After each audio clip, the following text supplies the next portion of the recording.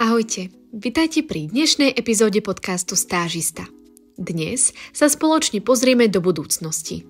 Nie, nemusíte sa báť, nebudeme riešiť veštenie z kávy, horoskopy ani tarotové karty. Budeme riešiť niečo oveľa dôležitejšie. Stáže. No a otázka znie, budeme o 10 rokov ešte robiť stáže? Alebo sa z nich stane retro, niečo také ako kazety či napaľovanie CD-čiek? Takže pohodlne sa usaďte, prípadne si dajte kávu. Lebo ak ste niekedy boli na stáži, viete, že káva je highlightom dňa. Poďme sa najprv pozrieť na to, aké stáže máme dnes. Dnešný študent, keď hľadá stáž, má na výber z dvoch svetov. Ten prvý svet znamená stáž, kde sa učíte nové veci, máte prístup k projektom a cítite sa ako súčasť tímu. Prípadne môžete mať mentora, ktorý vás vedie.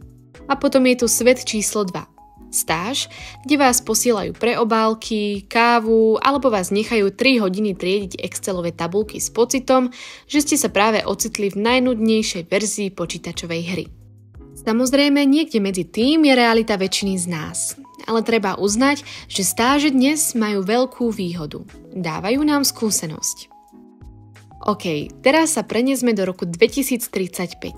Ako to bude vyzerať so stážami? Mám pre vás 3 možné scenáre. Optimistický, pesimistický a realistický.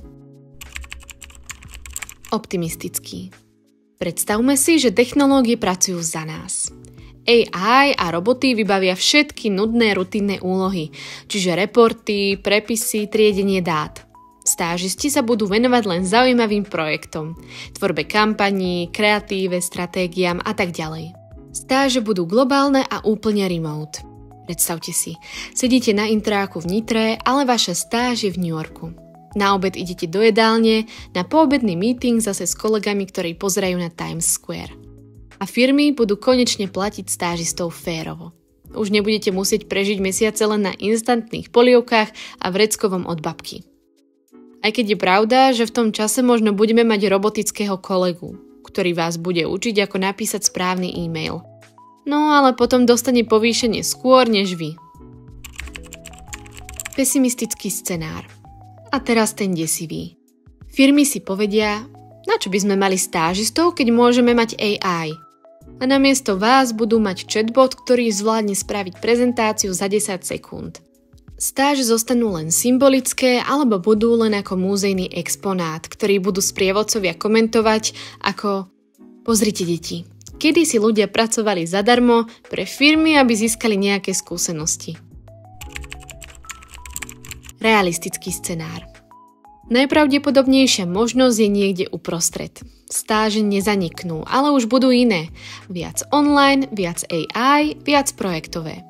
No je potrebné pripomenúť si, že AI nikdy nenahradí reálne pracovné skúsenosti.